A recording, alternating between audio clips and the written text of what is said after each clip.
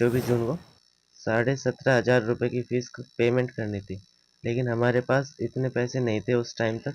लेकिन आखिरी टाइम पे जब 4:45 हुआ तो उस टाइम तक इंतज़ाम हो गया था। बैंक अकाउंट की डिटेल्स और वे भरनी पड़ी, लेकिन उसमें टाइम लगा और 4:56 पे ऑटोमेटिक लॉग आउट हुआ। उसके बाद दोबारा लॉगिन करना पड़ा और उसके अकाउंट की डिटेल्स दोबारा भरनी पड़ी, लेकिन डेडलाइन एक्सपायर हो गई तो पर उसके बाद फिर कुछ नहीं कर पाए। उसके बाद हमने आईआईटी मद्रास, आईआईटी धनबाद से कॉन्टैक्ट करने की कोशिश की और टेलीफोन के थ्रू, ईमेल के थ्रू, लेकिन उनकी तरफ से ये रिप्लाई आया कि पूरा प्रोसेस कंप्यूटराइज्ड है, वे उसमें कुछ नहीं कर सकते, इसलिए सीट कंसिडर नहीं कर सकते। मेरी प्रारंभिक शिक्षा यहीं गांव से ही हुई है, हाई स्कूल यहीं दादरी से और इंटर खतौली से हुई थी। और इसके बाद मैंने कानपुर में कोचिंग ली थी 1 साल की, फिर जे एडवांस की प्रिपरेशन के लिए 1 साल की कोचिंग ली थी कानपुर में गेलुतकर सुपर 100 से।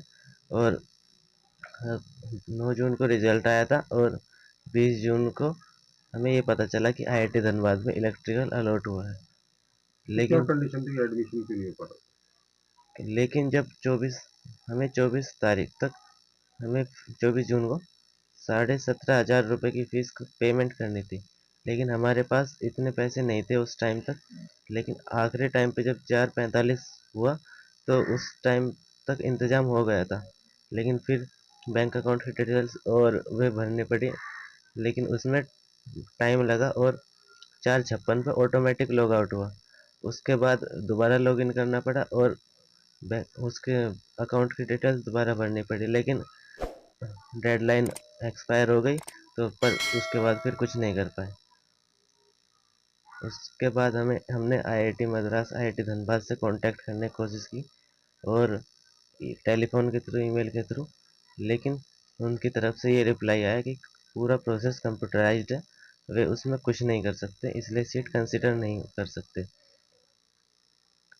फिर हमें कोर्ट का रुख अपनाना पड़ा और हमने पहले एनसीएससी गए थे हम, वहाँ से हमें रिलीफ नहीं मिला। फिर हम झारखंड हाई कोर्ट गए, वहाँ से एडवाइस मिली कि आईआईटी मद्रास ने काउंसलिंग करवाई है, इसलिए मद्रास हाई कोर्ट में फाइल होना चाहिए केस। फिर मद्रास हाई कोर्ट में से हमें रिलीफ नहीं मिला तो हम वहाँ सुप्रीम कोर्ट पे पहुँच गए। अब सुप्रीम कोर्ट में अभी 24 सितंबर को हियरिंग थी, तो उसमें हमें आश्वासन मिला कि यथासंभव मदद होगी हमारी। तो चीफ जस्टिस सर ने बोला था ये। और अब 30 सितंबर को सेकंड हियरिंग थी, जिसमें chief justice of India sir ने ये बोला कि बच्चे की तरक्की में फीस बाधा नहीं बननी चाहिए, इसलिए इसे एडमिशन मिलना चाहिए आईआईटी धनबाद में। तो किस तरह आप उनका थैंक्स करना चाहेंगे सीजीआई का? आई चीफ सीजेआई सर को बहुत बहुत धन्यवाद करना चाहूँगा, जिनकी वजह से आज हमें ये हमारी खोई हुई सीट वापस मिल गई है। और पूरे सुप्रीम कोर्ट का सभी का धन्यवाद करना चाहूँगा।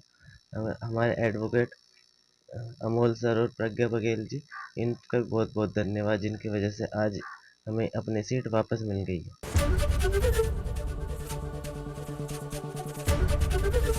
एबीपी गंगा, खबर आपकी, जुबान आपकी।